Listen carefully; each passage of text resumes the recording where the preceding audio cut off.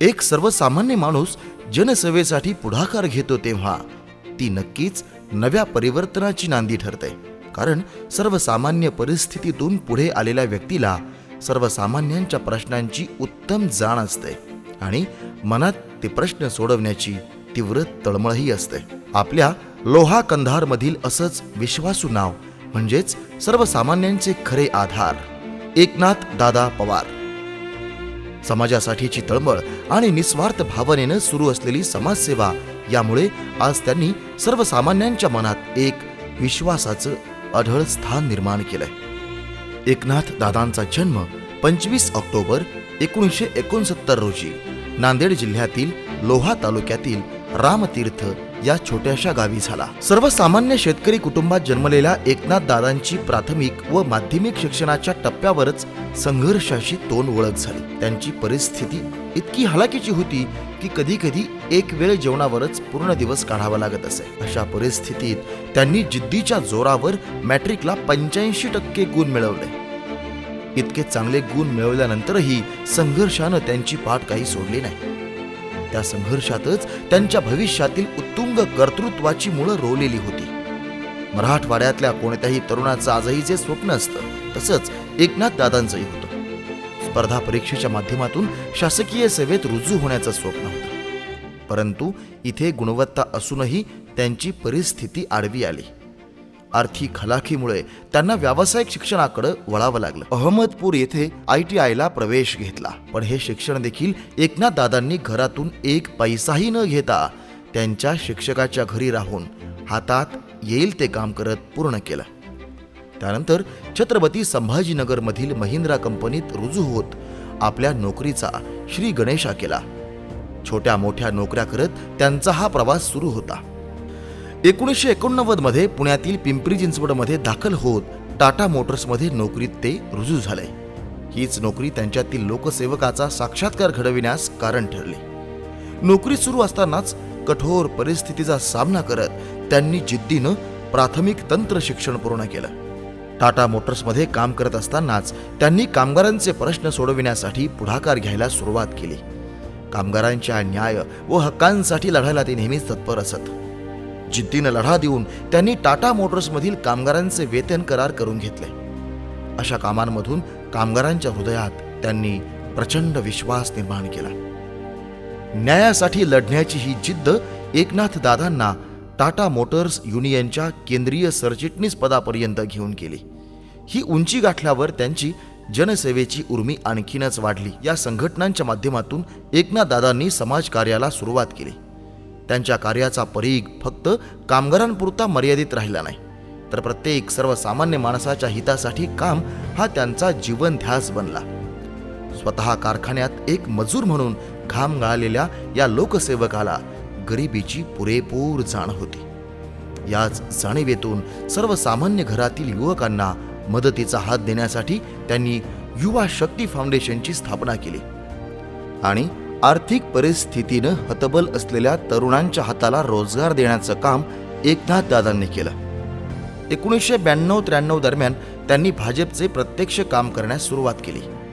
ज्याप्रमाणे कामगारांच्या हक्कासाठी त्यांनी आवाज उठवला, त्याप्रमाणेच राजकारणात आल्यानंतरही त्यांनी सर्वसामान्यांच्या मागण्यांसाठी अनेक आंदोलनं केली, जोरदार आवाज उठवला. असंख्य गुन्हे दाखल झाले, परंतु सर्वसामान्य जनतेसाठी कधीही ते मागे हटले नाहीत. एकनाथ दादांनी 2014 साली भोसरी विधानसभा मतदारसंघातून निवडणूक लढवली.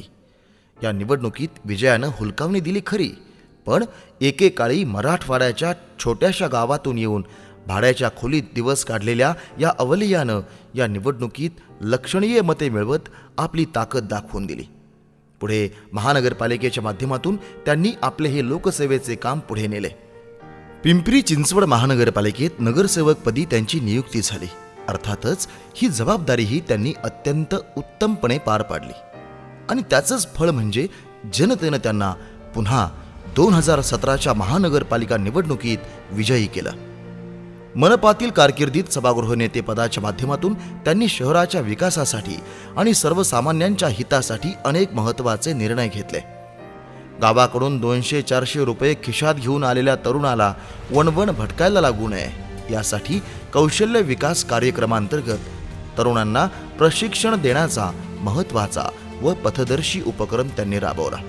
त्यातून तब्बल 40,000 तरुणांना रोजगार उपलब्ध झाला. दिव्यांग बांधवांना दरमहा 2,000 रुपयांची पेन्शन सुरू केली. तसेच त्यांच्या सर्वांगीण विकासासाठी मार्गदर्शन शिबिरं आयोजित केली.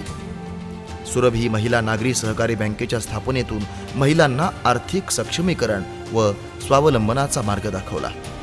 पिंपरी चिंचवडमध्ये भारतरत्न अटल बिहारी वाजपेयी यांच्या नावानं जागतिक दर्जाचे सर्व सुविधायुक्त उद्यान उभारले.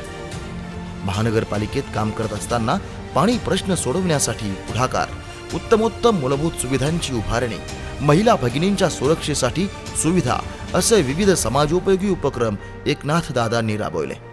काम हीच त्यांची ओळख बनली. पिंपरी चिंचवड महानगरपालिकेत सभागृह नेता म्हणून काम करत असताना त्यांनी हक्काचे शासकीय वाहन नाकारले. याबाबतचा उदात्त हेतू एकच, जनतेच्या पैशाची बचत.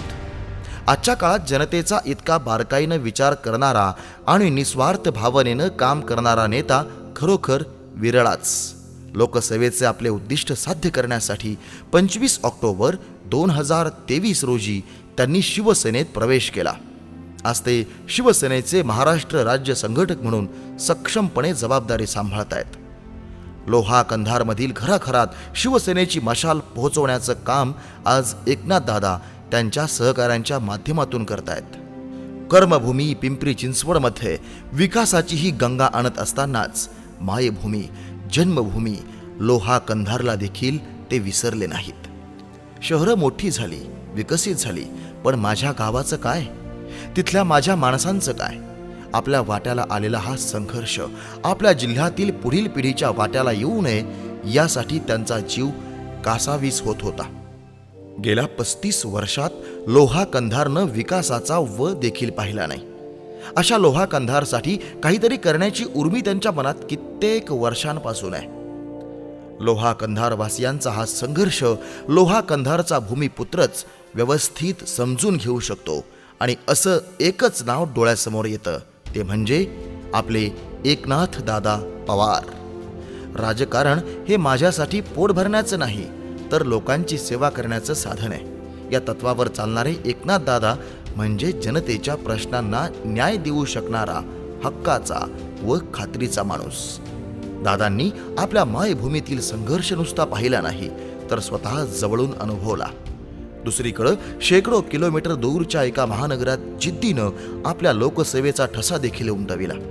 स्वतःचा उत्कर्ष साधत असतानाच आपल्यासारख्या हजारो सर्वसामान्यांना देखील जात, धर्म, प्रदेश यांचा विचार न करता पुढे घेऊन जाण्याचं काम दादांनी केलं. संधी मिळेल त्या प्रत्येक पदाचा वापर त्यांनी केवळ जनहितासाठीच केला. आपल्या कर्तृत्वातून सदैव सामान्य माणसाला पुढे घेऊन जाण्याचा ध्यास असलेल्या या व्यक्तिमत्वाची आपल्या लोहा कंधारला नितांत गरज आहे. आपल्या लोहा कंधारच्या विकासासाठी एकनाथ दादा पवार हाच एकमेव आशेचा किरण आहे.